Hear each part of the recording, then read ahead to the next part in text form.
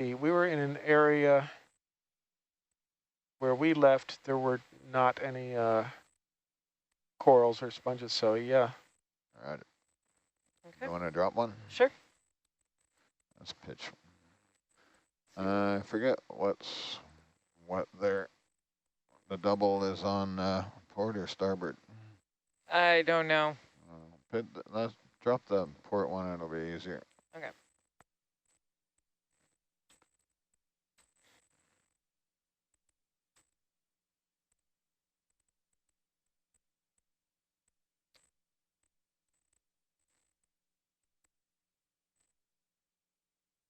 So the still cam was, we've stopped the intervalometer, is that correct?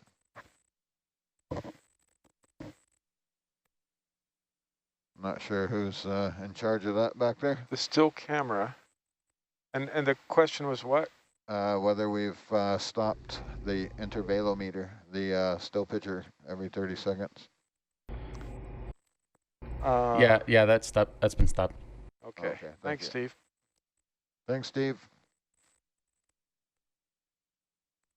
Unless you want a picture every 30 seconds of blue water, that's a lot of data to process. Also known as the intervalometer.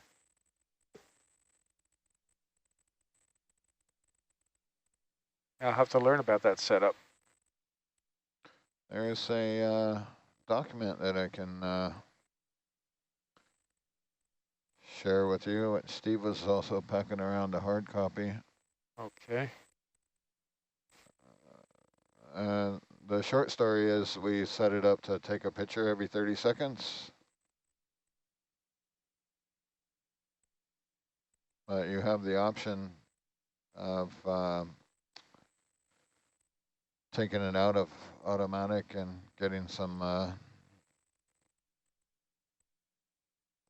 we can see the view picture of it, so you can see what the camera's looking at, so we can frame the camera up. That's what I was doing up here when Gabby was looking at the corals, so we pop it up here, so we're trying to square that digital still camera up a little bit. It's mounted at a 45-degree angle on the vehicle, so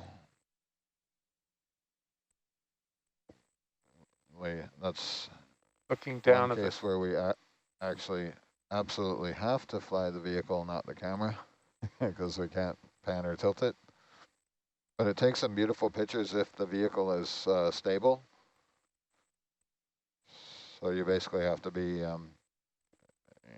touching somewhere with the vehicle. If the vehicle's floating, moving around through the water, the pictures are kind of blurry. Okay.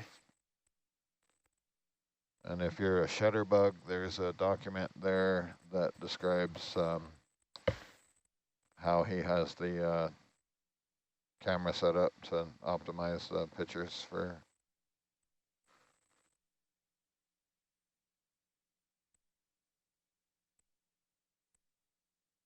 So that's new this year. No, we've had it. This is the second season now that we've had it.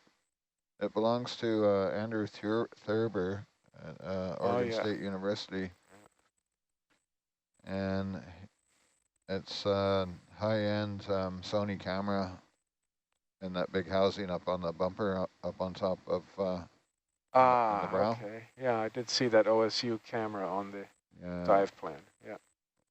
It's a beautiful housing manufactured by a company called Sexton, which is in they're in Oregon, Salem, Corvallis area. Woods Hole has probably about half a dozen of their housings now. Of the Sextons? Yeah. Oh. They have some machine vision cameras in there and a pan and tilt similar to our bubble camera.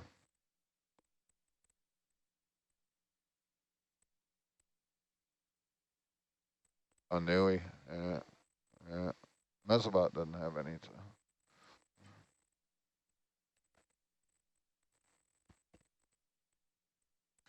But Andrew was more interested in quantity. He wanted on the bacterial mats at the seeps, he wanted lots of pictures. Hey, Steve. Are you there? Hey, Dan.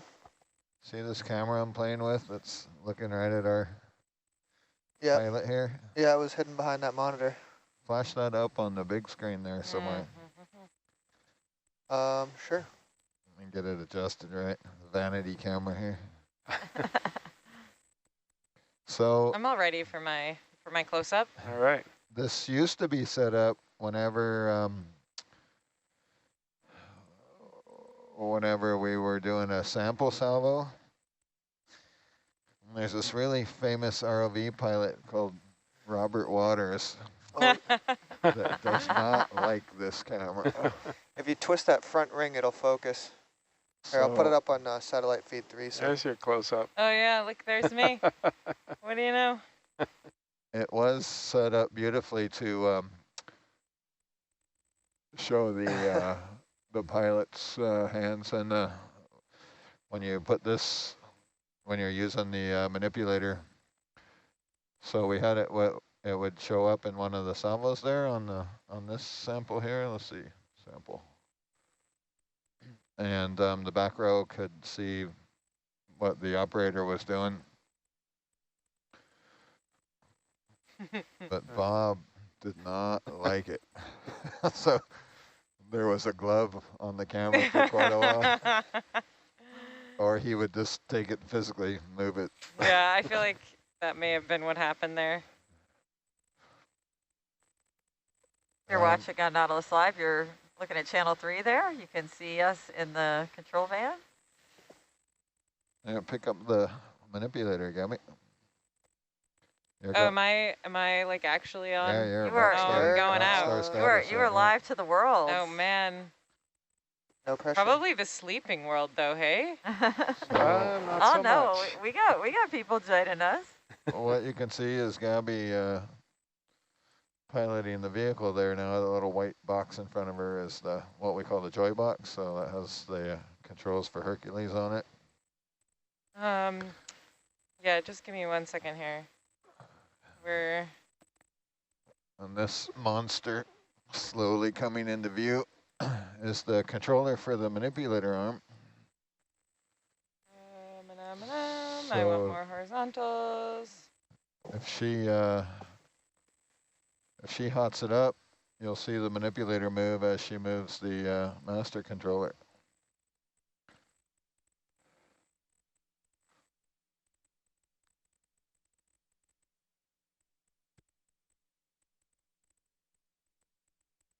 There we go.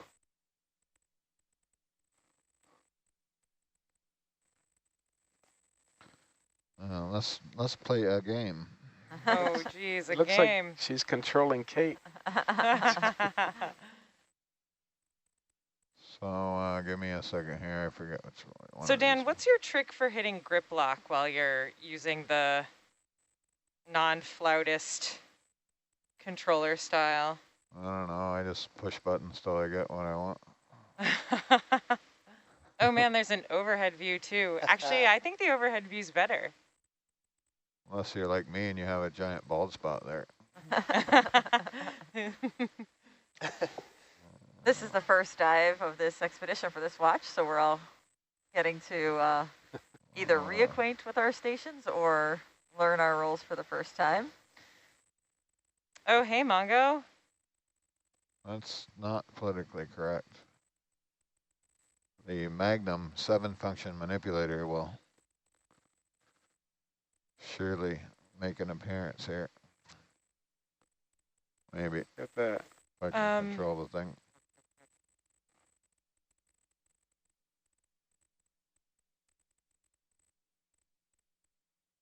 Hey, buddy. High five.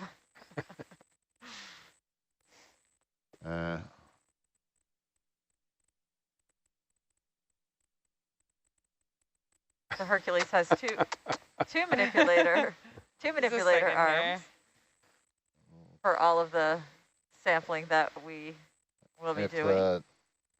If the Predator touches the Magnum, it's too close. You can play around there. And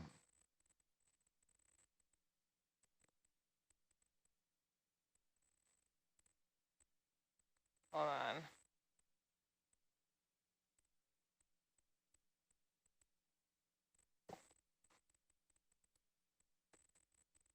Dan, have you used Mongo for some dives? Oh yeah. You want to move the predator just a little bit? I do. I just want to make sure that Herc is behind the. Yeah, you're okay. I'm watching it. Okay. Okay, so what's the game here? Try and trace the magnum jaws with the predator jaws without touching.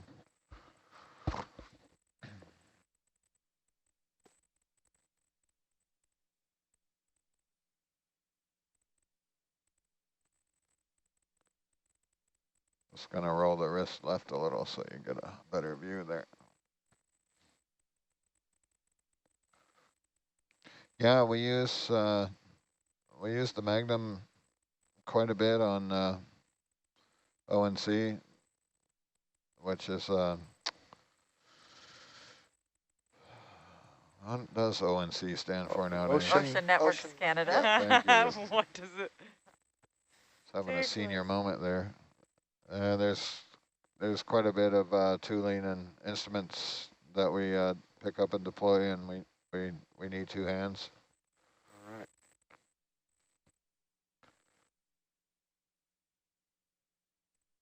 The Magnum gets a bad rep, but it is a great arm. Aren't you, buddy? Look at him. He's so great. Okay, I'm gonna change the orientation there a bit. So what am I gonna do? I'm gonna bring that guy to the more prime time here.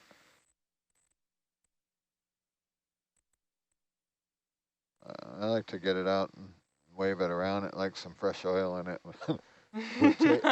The tape on the bottom's looking a little raggedy. It needs some.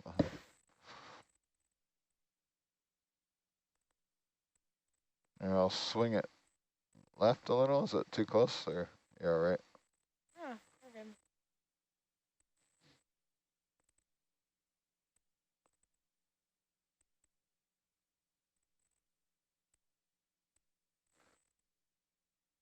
Getting a great view in sat feed 3 of the manipulator arm controller. And in sat feed 1, you're seeing the results of what's happening with that controller. Very delicate, fine movements here. The controller that Gabby's using is, we call it the mini controller. It's basically a replica of the manipulator arm, and it's a bit unwieldy in some aspects because it has all those big round things you see on it are motors, and we can actually do bilateral or force feedback where the mini controller is it's sensing what the robot arm is sensing, but it's we really don't like it because it's kind of like holding on to a boa constrictor. The thing is jumping around in your hand,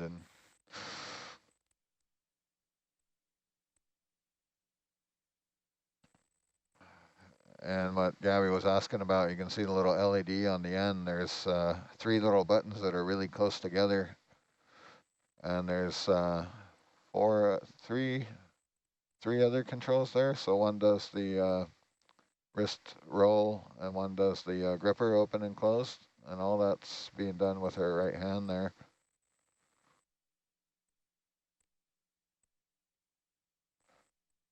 So one of those buttons will halt or freeze the manipulator, and the other one will lock the jaw. And when we drop stuff inadvertently, it's pretty easy to hit the wrong button up there.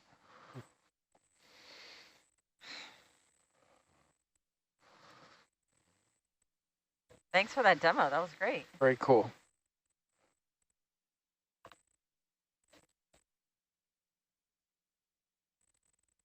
Good.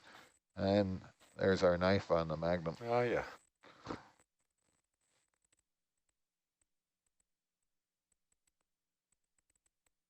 still got 15 meters a minute here. Yeah, you're doing good. Yeah. I can see 2 ROVs and 2 cameras. Yeah, I dig it. It might take a little, well, I guess we have from 300 meters to the surface of having the ship going forward Yeah, to get the vehicle behind. We'll have plenty of time. Okay. If we hit the equatorial current, I don't know if we experienced that on the launch at all, or No, too far north for that. too far north. Roger.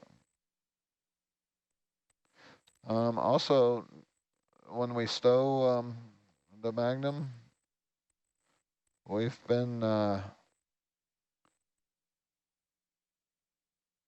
leaving it up just a little, so when we landed on the skid out there, it doesn't. We don't hit it. We don't hit its beak.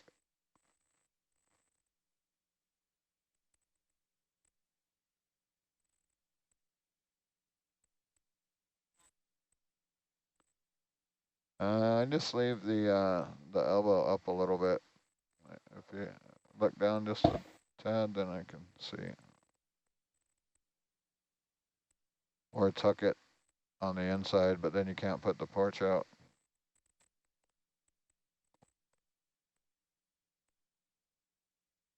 Might be all right there. I think it's better just to leave it up.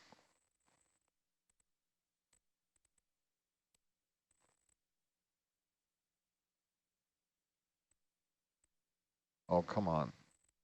Wrong button, sorry. Elbow up, wrist down.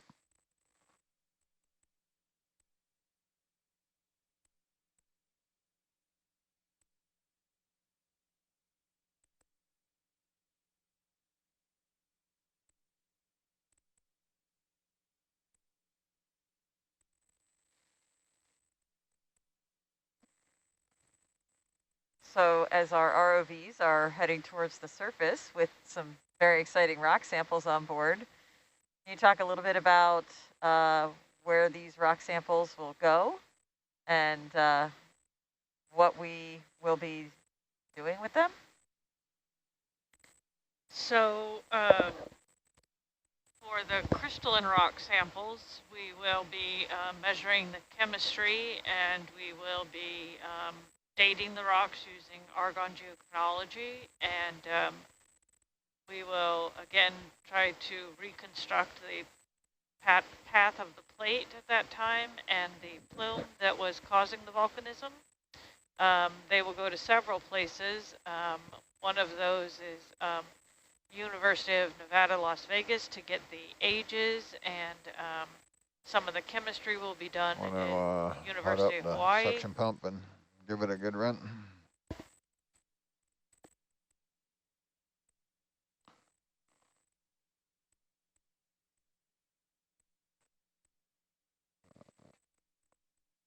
Yeah, it is. Can you bring up the jar camera? Or I can. Yeah, I'll do it.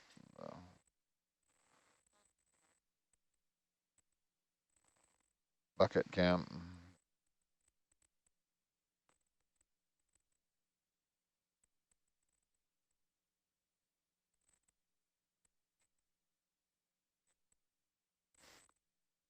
Not that I know of. Do we have any samples in the suction jars at all? No, we don't. Okay, awesome, thank you.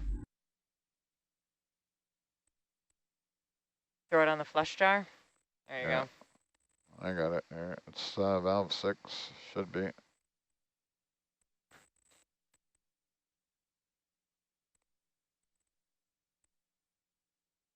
So Andrea, could you comment on advances in dating of rocks in recent years? Have there been some improvements in the accuracy? It's slowing us down, Dan. Sorry. Yeah, so we've had noble gas mass spectrometry used to date rocks. So I would say that the sensitivity on the machines has improved recently. And so this allows us to date rocks that have a lower amount of original potassium or our younger rocks. So that's great for us because we need to have that ingrown product of the argon that decays from the potassium.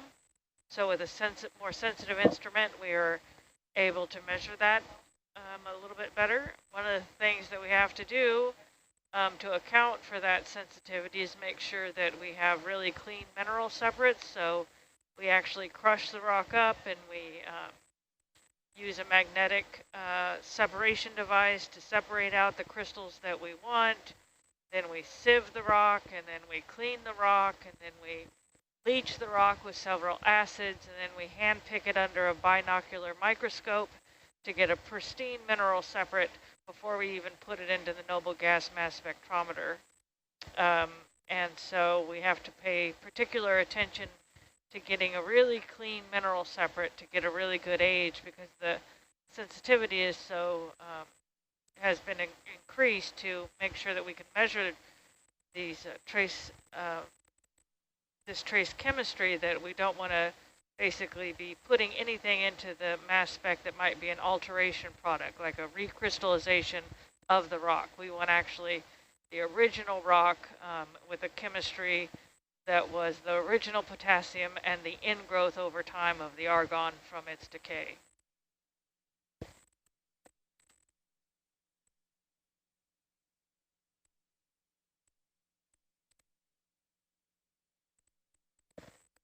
So then as these techniques have improved, there's been some re-examination of existing samples to refine the estimates then?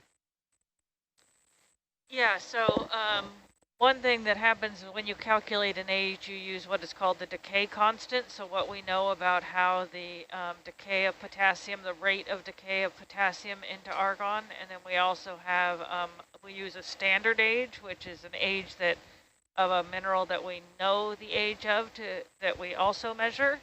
So those two things can be improved over time and have been improved over time. So sometimes if you look at an age that was published in older literature, you can recalculate it on the new standard age or decay constant. But also there might be a larger error on those measurements, or that might differ from if you actually prepared that sample, a new piece of that rock, and prepared that sample and put it into a new mass spectrometer. And that wouldn't just be a function of the sensitivity on the mass spectrometer, but also how you prepared the mineral separates. So how those mineral separates were prepared, say 30 years ago, is different how they're prepared today. Gotcha.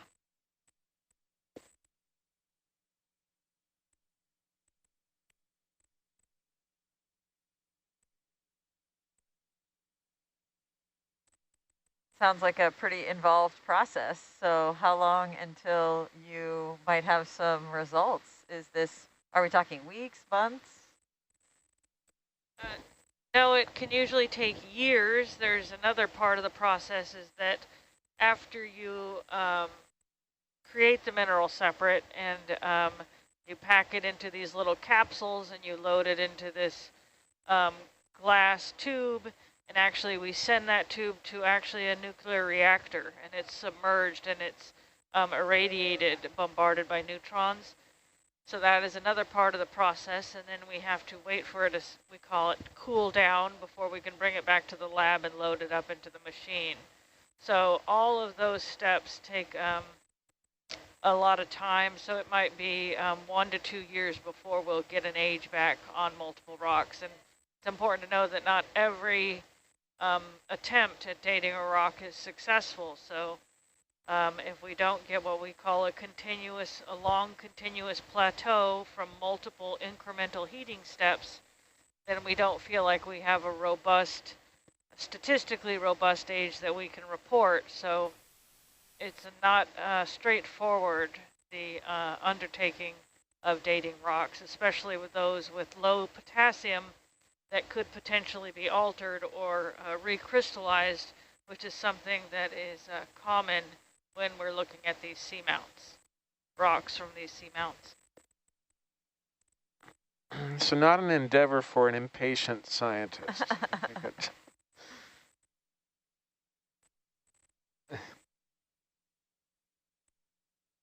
Right, and this is why, like, I make the joke that I question my life choices. Yeah. After you put so much work into this mineral separates and getting the rocks, and then if you don't get an age, it can be discouraging. But then when you do get an age, you know, you might be dancing in the lab, and your advisor might say, don't dance near the noble gas mass spectrometer. You'll ruin the measurement. It's not like that happened or anything. Sure. Sure. Hypothetically. Just hypothetically. Hypothetically.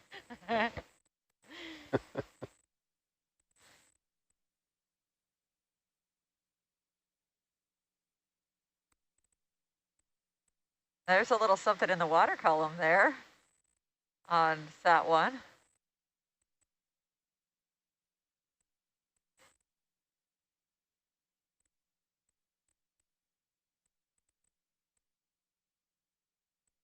What are you?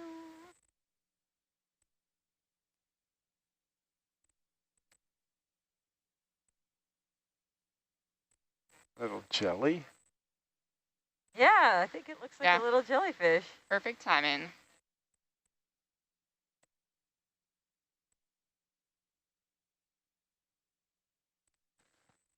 So we were talking about our speeds there. Yeah. According to Microsoft, 0.2 knots is 1.15 turtles. Yeah. What?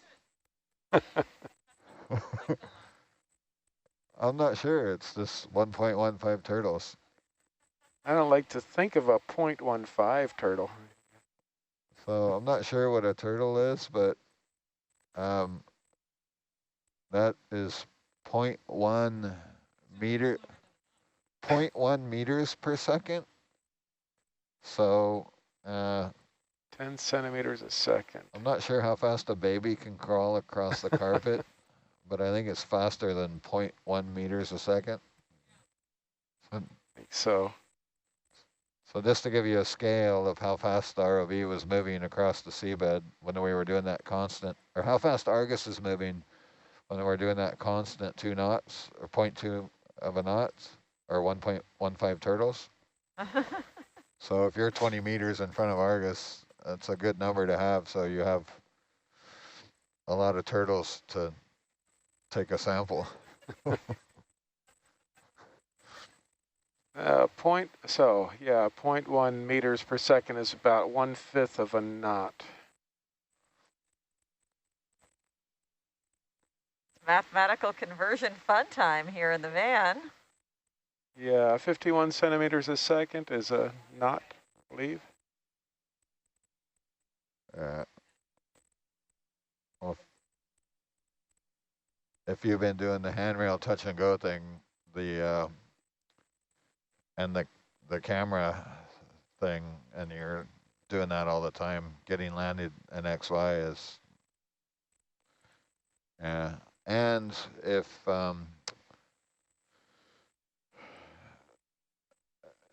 the other person sitting here is doing the manip, you don't have to lock it. You can just come up and touch, grab it, and go.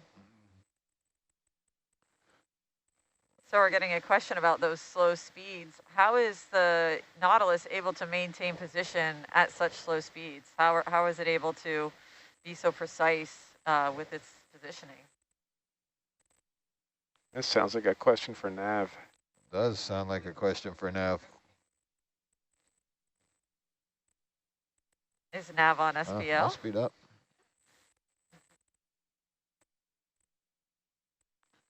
There you go. I was muted. Do you mind repeating the question? Yeah, 20 meters so a minute. we're talking about these really slow speeds. I believe it was 1.5 turtles, or otherwise known as 2 knots.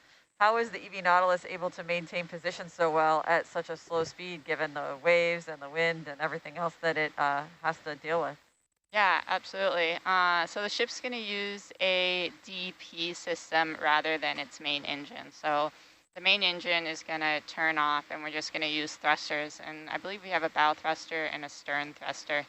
And the advantage of using DP over the main engine is we can make these really small moves, and you can plug them into this DP direct positioning system. and be able to control your speed. So we're using these very, very slow speeds, less than a knot, usually less than half a knot, as well as give it an exact bearing. So you'll hear that when I call up bridge nav and give a bearing, so the direction the ship should move, and a distance in meters, as well as a speed. And this enables us just to move slowly and really take our time for exploration and be able to stop when we need to take samples. Awesome. Thanks for that explanation. You are welcome.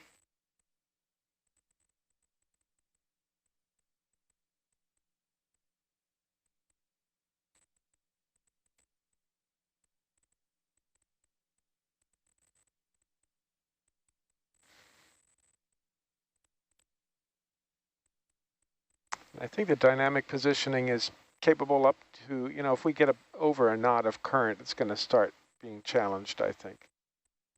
A couple knots would be a bit much for it to deal with.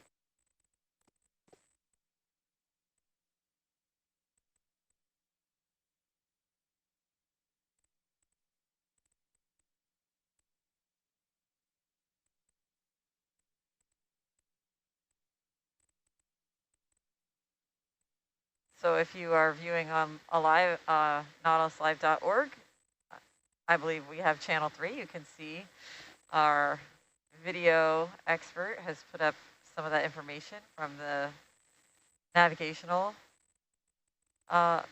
dynamic positioning system that we're just talking about. You can see some data and stats there. You want to talk a little bit more about what we're seeing there on SAT-3?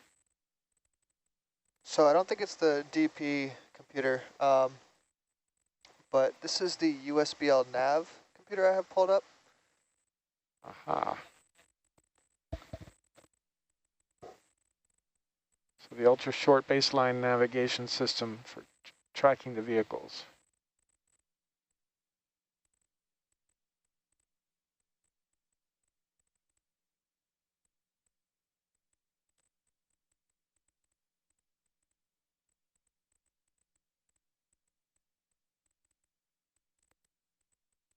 At USBL, we can send a electrical trigger down to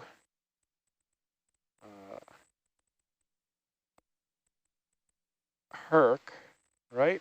And then Herc will ping back to the ship. Yeah, hey, what was the original question? Sorry, I was, the volumes on all my radios, I think I did too much fiddling around with them and messed them all up, so it's hard for me to hear. Just describing the operation of the USBL. Okay.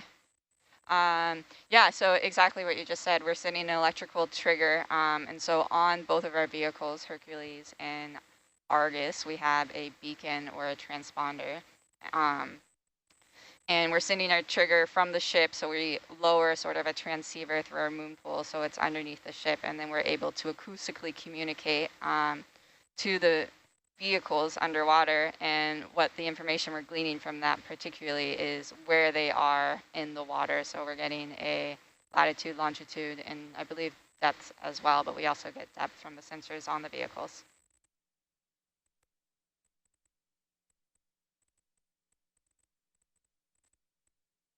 Yes. Now, deep dive, that USBL position, I understand, can bounce around a little bit.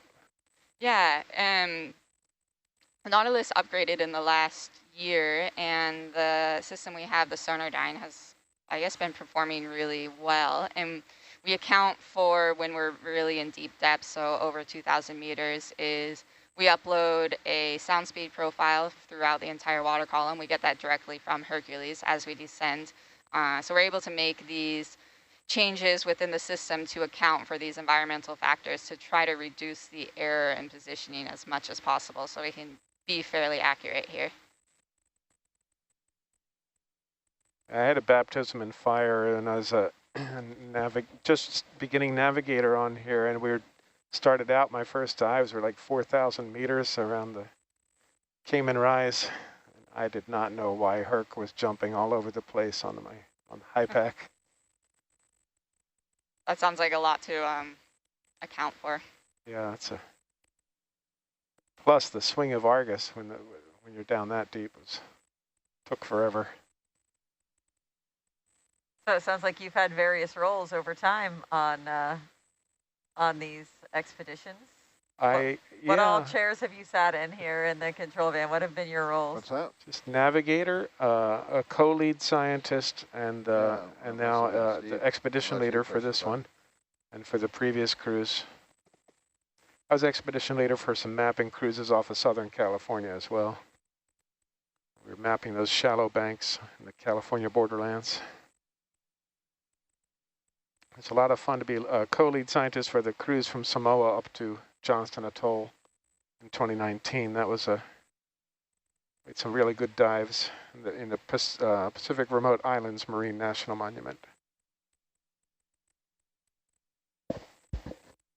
Some of those rocks that you picked up from the borderlands are already in my lab. I'm going to date them. Yeah. Kira got those to me. Very cool. Yeah, Kira, we were chatting with Kira, as we were planning our sampling in the Central Pacific as well. She's fantastic. She studies the manganese crusts. Yeah. We tried to go deep. We went to about 3,000 meters on one of our dives looking for nodules, but that wasn't quite deep enough. No.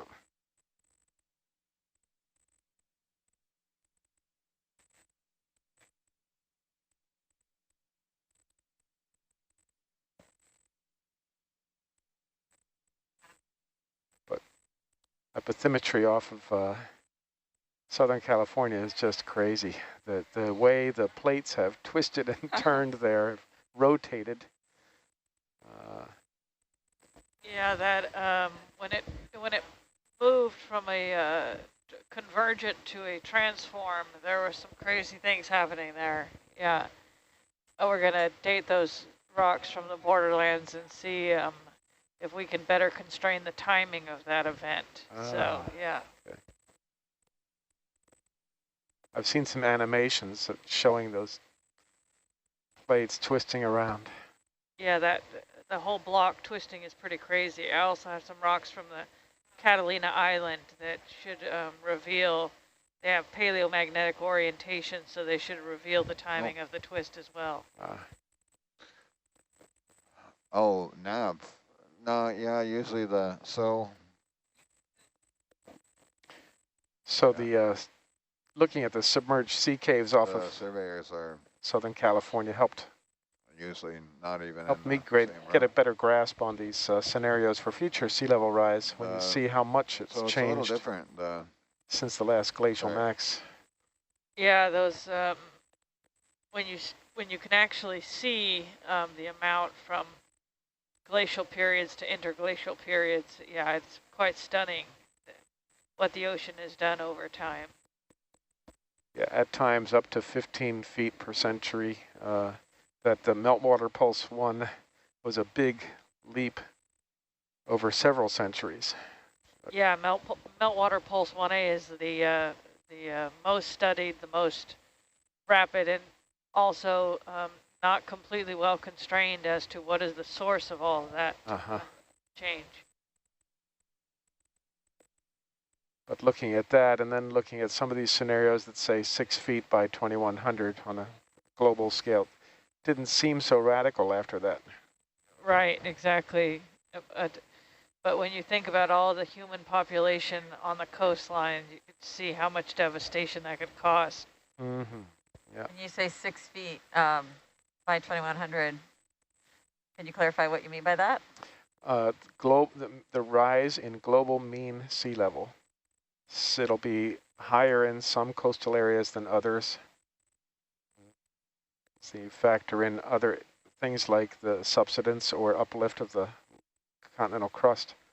So in the mid-Atlantic, where I'm looking at this issue for the Naval Academy in Annapolis, where that mid-Atlantic states out to the Ohio Valley, there's this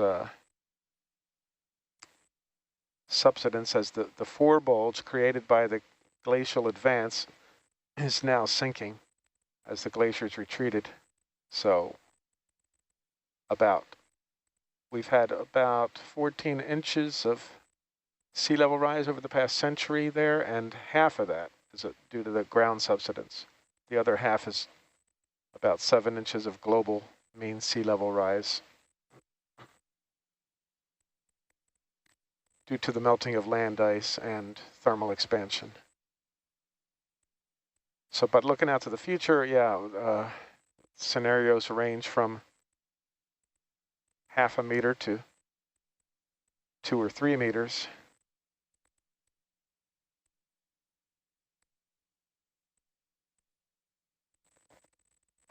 And I used to, before the study of the borderlands, and the sea caves and looking at the sea level rise since the last glacial maximum, I thought the 2 meters was a little crazy, but it's not. Yeah, not at all. It's happened over and over again. Yeah.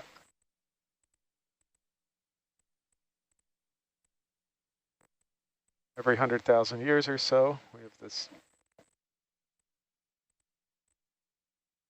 nice equilibrium over the past several 100,000 years, but that equilibrium's a little bit shot now. Yes, a little bit short.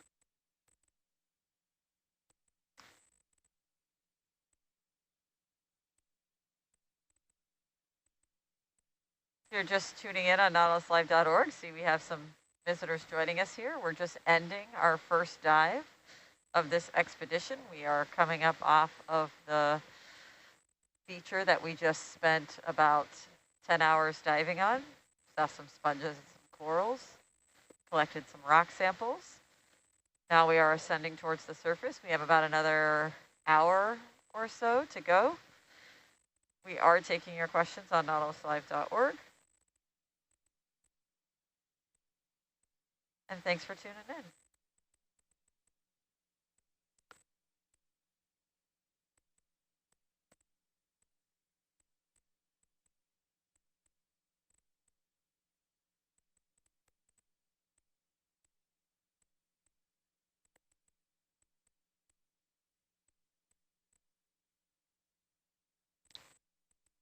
And pretty much right on schedule. I love it when a plan comes together.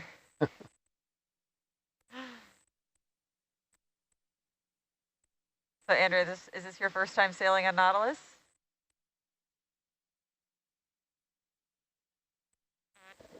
No, this is my second time sailing on Nautilus and my second time in Papahanaumokuakea Marine National Monument. So we've dated some other seamounts in this area. We don't have the ages published yet, so it's big top secret. But doing similar work on the rocks that we got here before, that we will be doing on the rocks we are collecting now on this expedition.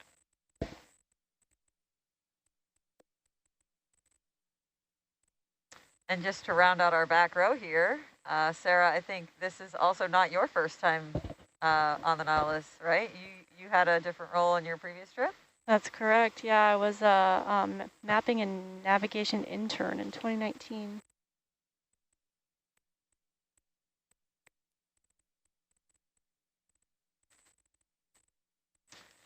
So in the science row, I'm the only first-time member of the Corps of Exploration here. This is very exciting for me to be here as a science communication fellow, but a lot of folks are returning, some in the same role and some in new roles. If you're interested in learning about how you can get involved, you can visit the website. We don't have any applications open right now, but there are opportunities for college and graduate student, and as well as science communication fellows.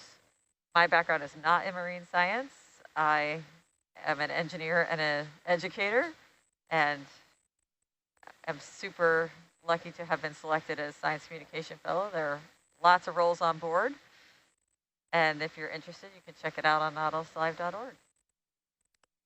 You got a green flash and a nearly total lunar eclipse on your first cruise. You're not doing too bad. Yeah, maybe you can let everyone know that I'm good luck when they're staffing later expeditions.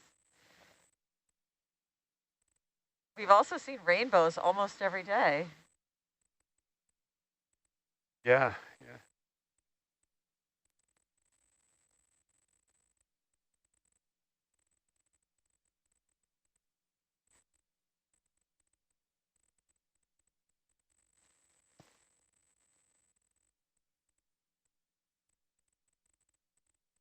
So I think the front row is working out some navigational issues, but Stephen or anyone on the front row who has SPL on, do you want to talk about your previous Nautilus experiences, if you've done the same role or a different role?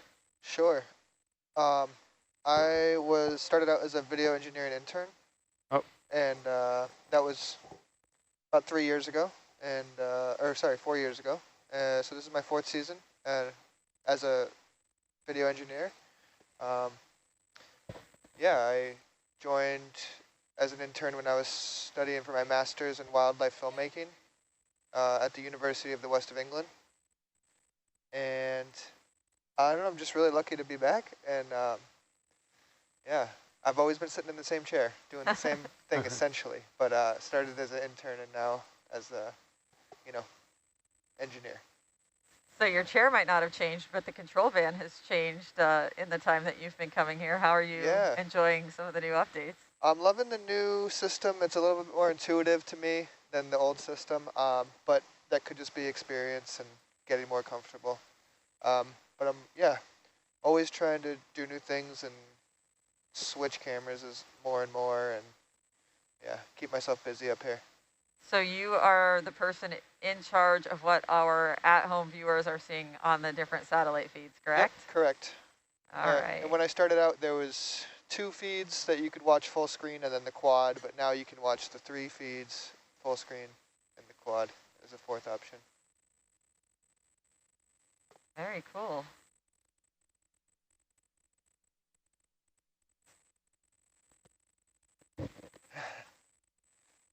I'm going to jump off SPL for 1 second and Roger. Try to figure out something with Dan here.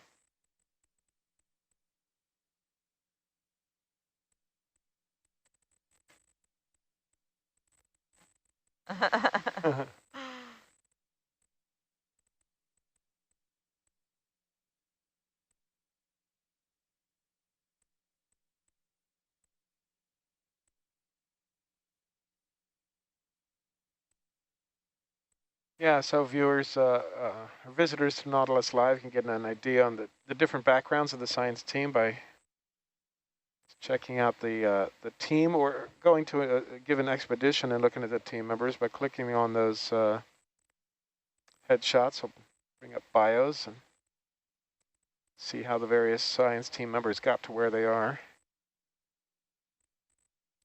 It also lists the expeditions that they've been involved in. So I think we currently have a science crew of what, 28 on 28 board? on board, right. Yeah, yep. as well as our crew? 15 crew members. Yeah. Everybody has their role, and as a first-time Corps of Exploration member, I could say I was very impressed with how everyone just steps right in, and this team has never worked together before. This is our first watch. First dive of the expedition, but teamwork makes the dream work, and everyone seems to know their role, and very excited to see what we continue to see on our upcoming dives. Someone who just joined us is sad that they missed this dive. It was very early in the morning, and is interested in knowing what your best guess is on when we will be sending the ROVs down next. Yeah, it could be this evening. See how this transit along this seamount chain northwest goes, but we're going to be mapping the summits as we transit to the north end of the chain, and we'll get up there. But I'm going to huddle with our lead scientists later this morning and look at the next dive plan, and that'll be the question on everybody's minds in the science team when we're going to dive. But my gut feeling is that we might be ready to this evening. So can you talk a little bit about how that planning works? Like, you have a general idea of what you want to do, but you're evaluating it every day, or you have a general idea, but you're just flexible within that? This one will be easier to plan out because we've got the mapping data in hand for the next dive site. But for this one, we needed to wait and see what we got back from our multi-beam and analyze the ridges and other features on the seamount and pick out some interesting places to explore. Very cool. And when you say this evening, we're on Hawaii Standard Time, so Right. it'll be quite late for some of you who are, and it will be tomorrow, maybe for some joining us from Europe early tomorrow morning. But we are on Hawaii Standard Time here, and so it's 2 hours different from the Pacific Time on the West Coast. And Right. I'll leave it up to viewers to calculate what that is in their own time zone, because I'm not very good at this game. But folks will be able to go to YouTube and watch a replay of the dive.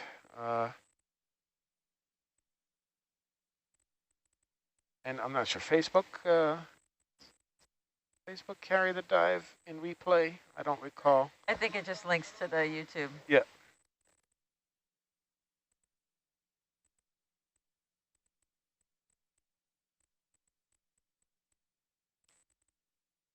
But we saw the life as soon as we got to the bottom. It's a pretty good dive site. What's the distance from here to the next dive site? I think it's 150 nautical miles.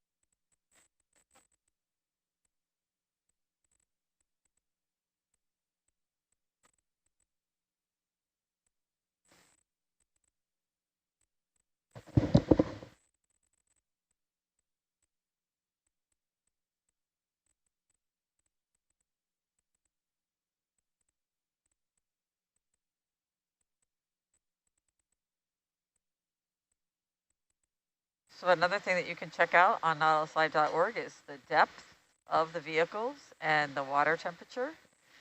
We are slowly rising from our depth of about, what was the depth when we started coming up? About 2,400. 2,400 meters.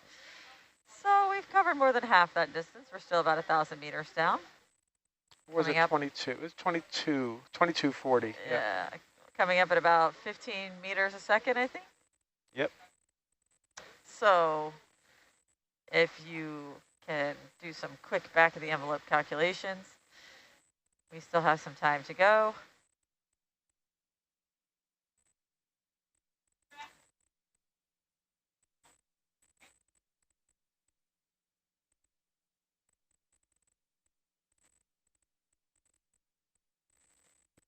So we're getting a question about the features that we were seeing on this dive.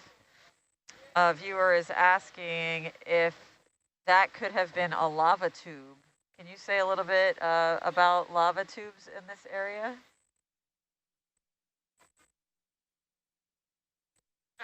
I don't know what feature that we're talking about, but yeah, you can get lava tubes. So there are lava tubes that form on the Hawaiian Islands, the big Hawaiian Islands, and those are subaerial. But yeah, lava tubes will form where there's basically a crust or cooling on the outside, and the magma inside is still hot and molten, and so it can flow through the inside, and while it is cooled and crusted over on the outside, creating a tube. And those tubes can be very large. I walked through one in the Galapagos before. They create caves, and they can also channelize water in some instances, ancient water tubes, lava tubes. So yeah, they can be quite large. I remember someone once told me that they were in one that you could drive a car through. Oh, wow. Yeah, I don't know if that was true, but I remember thinking, I need to see that lava tube. Yeah, I've hiked in one in Iceland. It was a rough hike because you're walking on really jagged rocks that have fallen from the ceiling. Yeah, that the one I was in Galapagos, it was not so jagged, but it was slippery because it was humid. Yeah.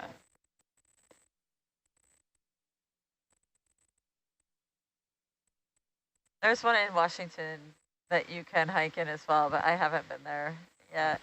I think it's on my bucket list though.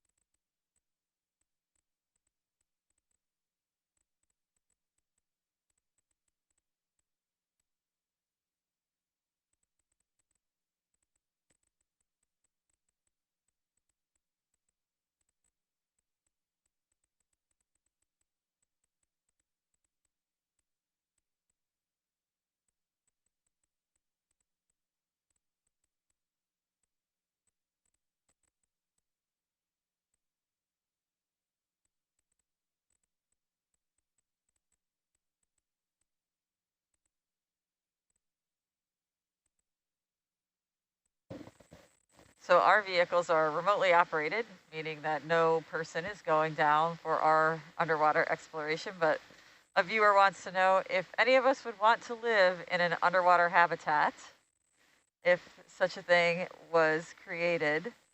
And I'll add on my own question is like, where would you want your underwater habitat to be located?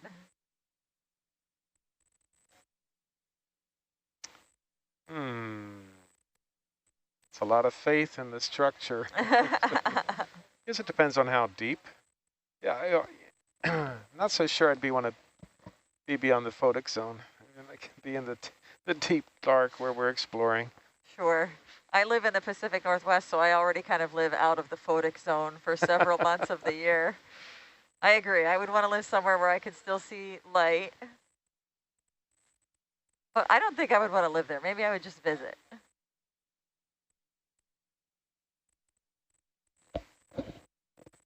I would just have a saltwater tank with fabulous things in it. Oh, okay. Yeah. That's a little bit better. Yeah.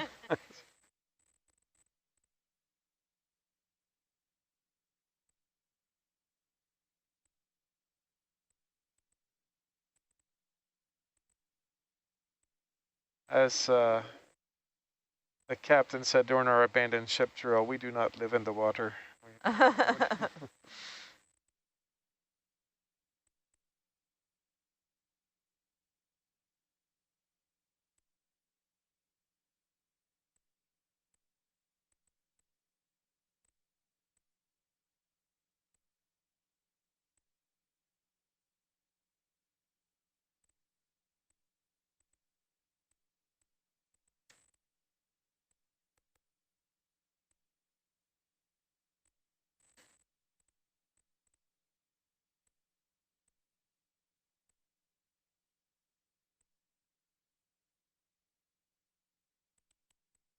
So we got a viewer comment here about an underwater habitat that NASA uses for training. I know about some of their other habitats to simulate Mars environments, but this viewer is saying that they have a underwater habitat about 30 feet down. Again, nice place to visit. Wouldn't want to live there.